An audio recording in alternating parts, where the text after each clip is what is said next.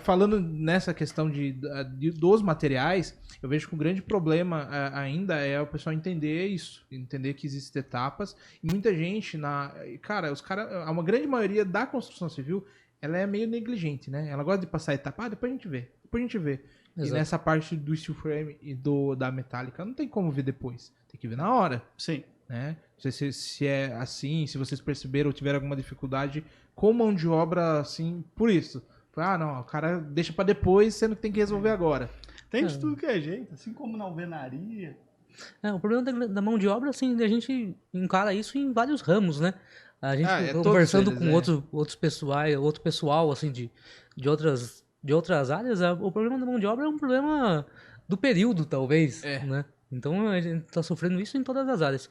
Mas na parte da estrutura, na parte do steel frame também acontece. A gente tá sofrendo esse problema da mão de obra. E a galera postergar esse problema é recorrente, né?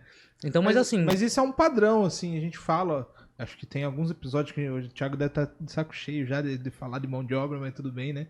Mas eu acho que é uma coisa que é importante pro crescimento de todo mundo, né? A gente até quer dar mais valor pra mão de obra, mas a mão de obra, em contrapartida, precisa também se especializar mais também, né? Sim. Porque a gente, infelizmente, hoje a gente vive num Brasil que a mão de obra de construção é a última opção dela ali, né? Ela entra... Ninguém nasceu sonhando em carregar tijolo, carregar massa, enfim. Então eu vejo que o steel frame, até a questão da metálica é uma coisa mais rápida, até um trabalho talvez até que exija menos de força física da pessoa na obra. Eu vejo que é muito mais fácil carregar uma placa, né, de gesso ou com certeza, do que um cimento ou uma lata cheia de cimento, né, de concreto. E assim, a gente tem equipamentos que a gente consegue minimizar esses processos, né? Então, na parte do aço pesado, a gente vai ter sempre um guindaste, um muque, algum desses equipamentos que auxiliem. E além de pensar também no bem-estar de toda a galera, que todo mundo trabalhe à vontade, sem risco nenhum de segurança, né? Semi-industrializado, né? Quando chegar o projeto, o Douglas faz a lista, tem um processo todo, né? Sim. Para produzir o aço, para cada peça ser levada para a obra numerada naquele lugar, daquele jeito, com aquela solda. Sim. Então, um sistema semi-industrializado, um sistema totalmente inteligente. Para facilitar toda essa mão de obra, né, o que a gente faz?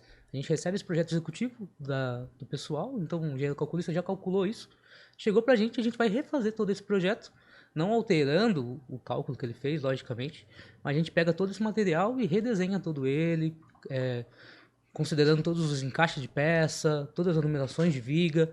Então o pessoal faz esse corte, faz a marcação das peças e isso leva, igual o Caio falou perfeitamente aí, praticamente industrializado, né?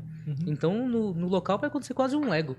Igual acontece com o steel frame e acontece com o aço pesado também. Essas peças já são numeradas, já são cada uma no seu local e ela é montada em loco. Entendi. Então minimiza todos os erros, facilita que a mão de obra aconteça da forma que a gente espera que aconteça, né? Só que até você qualificar a mão de obra para que isso imagina, saia. mas assim, eu acho que também a gente tem que ser um pouquinho honesto também, né, nesse sentido.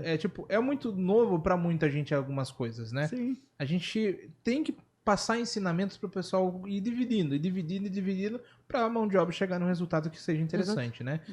A gente está brigando contra construção convencional há quantos anos?